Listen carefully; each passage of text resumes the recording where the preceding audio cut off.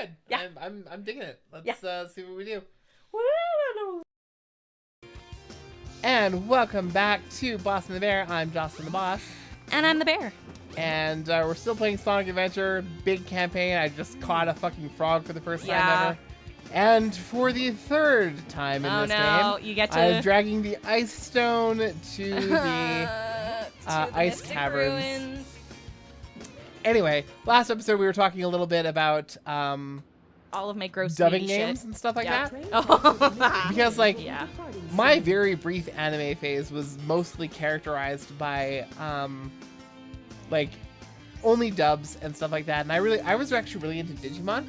Oh, yeah. For fuck's sakes, get inside the train. Just, there we go. Same. Me every time I try to get on the train. Yeah, same though.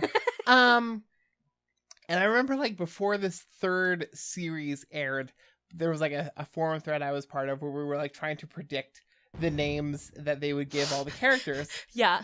And so, like, I thought, my predictions were that they would call, Takado, Tyler? Wait, which character? Takado? Oh, Takado. That's how they pronounced it in and they ended up, like, sticking with Takado for the main character.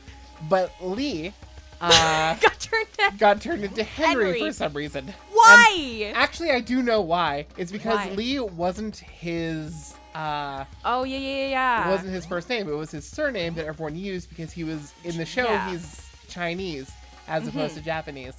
Yeah. And it never, like, comes up in the dub at all. What's because his like first name? I forget. it's Genria.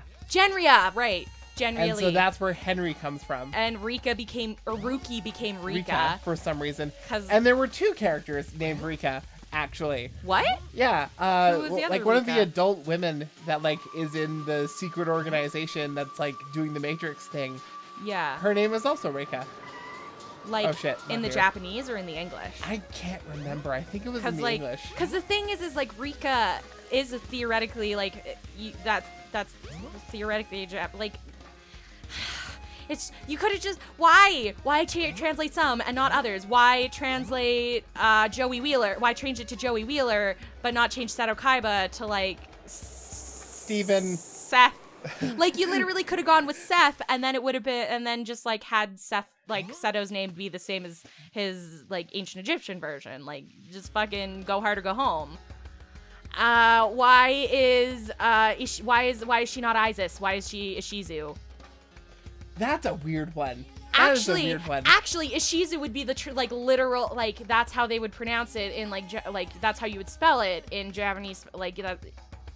But it's Isis. You could have just called her Isis, because, like, it's not like you're already going. It's not like you're like, oh, we don't want to name her after an Egyptian god because we don't want to scare the Christians away, because you've already got Egyptian gods. She's already an Egyptian woman. Like, sorry, everybody. I'm, like, getting really worked up about the naming schemes in So if we Yu-Gi-Oh! ever, like, run into a snag where we don't know what to talk about, I think I'll just, like, bring up Yu-Gi-Oh! And just let you go for a while. Why did they change Yugi's last name? His last name in the Japanese is Muto. And in English, they changed it to Moto. Why? Why? Because I guess we can't pronounce the letter U. I just, like, what? Here we go. See, like, Big takes the ladders like a champ. You see how fast he was going? Takes the ladders like a champ. Sorry. Like, specifically, the phrase "take something like a champ" has, like, distinctly sexual connotations. So I picked what I'm picturing is, you know the picture of that Kermit puppet where he's, like, ripping open his butt? I'm picturing that, but it's Big the cat, but he's still a hand puppet. Oh my and god. somebody has, like, a small toy ladder that they're shoving in the hole. Ah, the depraved minds of Bear the Bear. Yeah. Okay. So I have to confess something. Yeah. So remember my Amy playthrough about how I was talking about preserving my Sonic cred? Oh no, yeah. There's an upgrade in this level and I have no idea where the fuck it is. What? And I don't know if I'm gonna, like, want to look it up because it's just gonna piss me off. Jocelyn doesn't know something about Sonic. I know, it's you know what? I'm ashamed too. Yeah. Okay? Yeah, you should be. So I'm just gonna like do a little bit of searching around. I already know where Froggy is, and I will not waste too much time getting to this. But for fuck's sake. Can I just say that one of these days I'd really love to play Sonic Dream Collection? We could do that. Unfortunately, like we totally missed the boat on that. Yeah, I understand. The joke but, is like is played out because everyone and their dog has played it Yeah. at this point. But I don't mind. You know, we got on the Undertale train really late. Yeah. We can also get on the Sonic Dreams Collection train super late. Like, I'm okay. See, like, I just want to enjoy things when you I want know, to enjoy them. a lot of people that I know like freak the fuck out over Sonic Dreams Collection, but like not me. You know, Kylie Henke put it best when it was just like, nope. When you're in the Sonic fandom, you don't have a soul anymore. Yeah. And so it's just like, yep, I'm dead inside. My favorite part about Sonic Dreams, it's like, okay, so shitposting is neo-Dadaism, right? Sure. You might have to explain that a little bit to the viewers at home. It's just like the whole idea of Dada art is like, art doesn't mean anything, nothing's art, the world doesn't make sense, nothing matters. It's super nihilistic. It's like nihilism as an art form. So shit posting, which is primarily just like ridiculous bullshit, none of it really makes sense, like, but it has its own like internal logic that makes it funny. And that's kind of how Sonic, because I've seen a lot of playthroughs of Sonic Dreams Collection, and just like the like give him the tickles, stare deep into his eyes, and the like becoming one giant dark orb of like, it's so up my alley for my sense of like weird, like absurdist Dada shit posting humor. Like the less sense something makes. Shit. There she goes. The less sense something makes, like the more funny it is to me. I feel that. I totally get what you're saying. Yeah. But also, it's just, I don't know. I think a bigger deal about that gets made than a lot of people who've, you know, been there and lived it.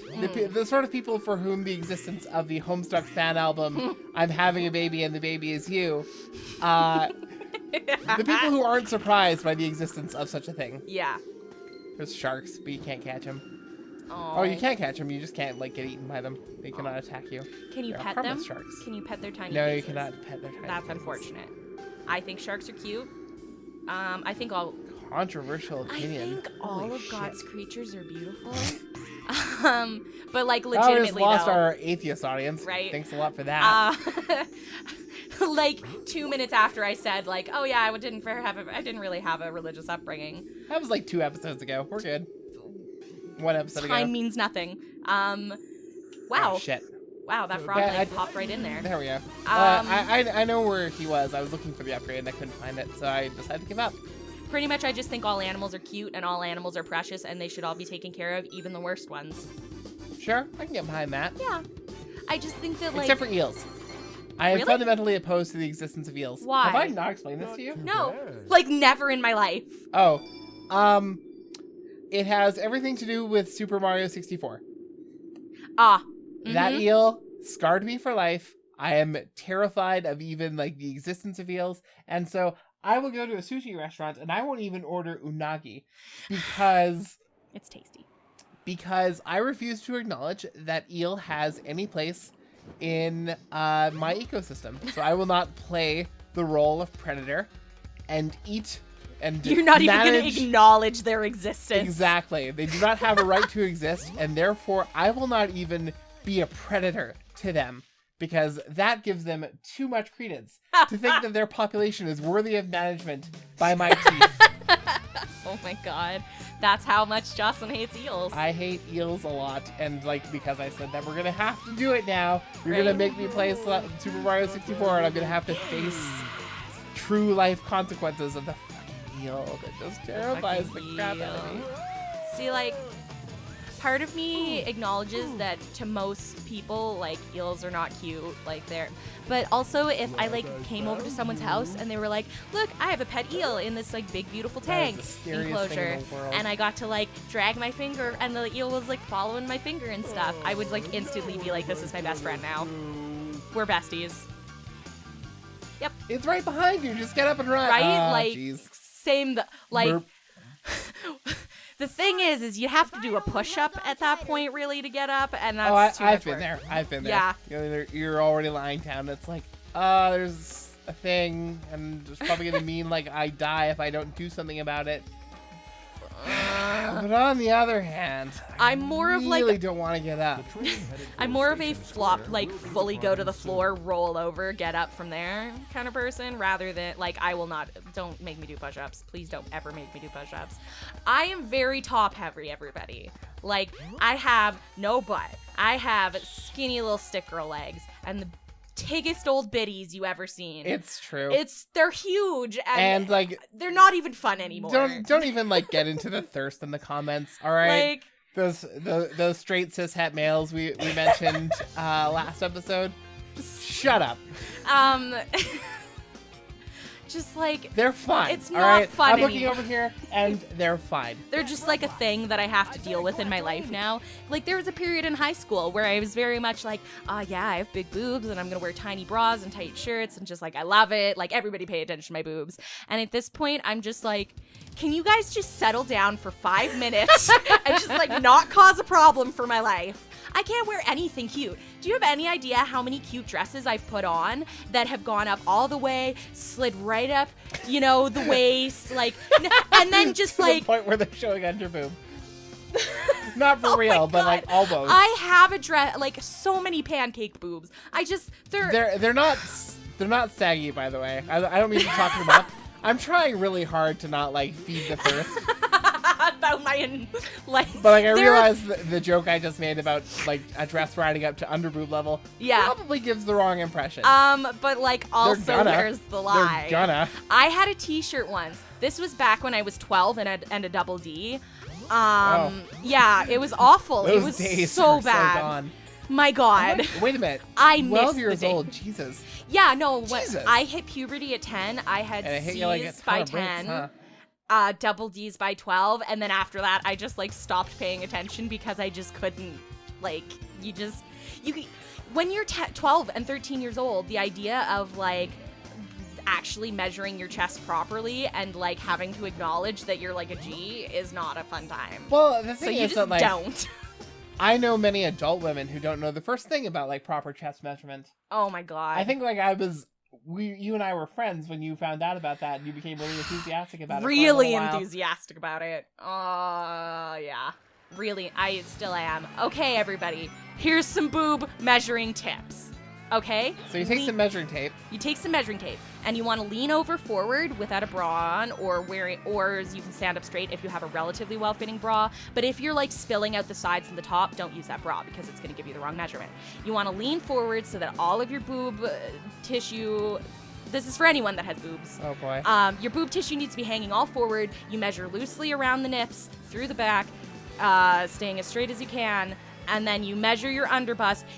Unless you have a really bony underbust or like really small boobs and a wide rib cage, never ever add a single inch to your underbust. And then it's literally every inch up from your underbust that your overbust is a size up. And please don't ever do it any other way. If anybody's that's telling how us letters they're work. lying. So what you do is you measure the underbust, and that gives you your band size. That gives you your number. And then however many inches, like the apex of your tit, is bigger. Every like, inch is a letter, essentially. Yeah. And like once you get to doubles, things get weird. Just doubles is like and a half, kind of, but also like. But like also when you get to like triple D's and whatever. Triple D is like kind of usually an E. It's a whole fucking kerfuffle. And just goddamn it. The worst part is like no two places are the same, right? Yeah, boobs are weird. Boobs are weird. Yeah. Speaking of weird at this fucking level. Yeah. Anyway, so we're gonna catch up with you all on the next episode of Boss and the Bear. Until then, I'm Jocelyn the Boss. I like boobs. I also like boobs. Right? All right. Cool. See you all next episode. Bye.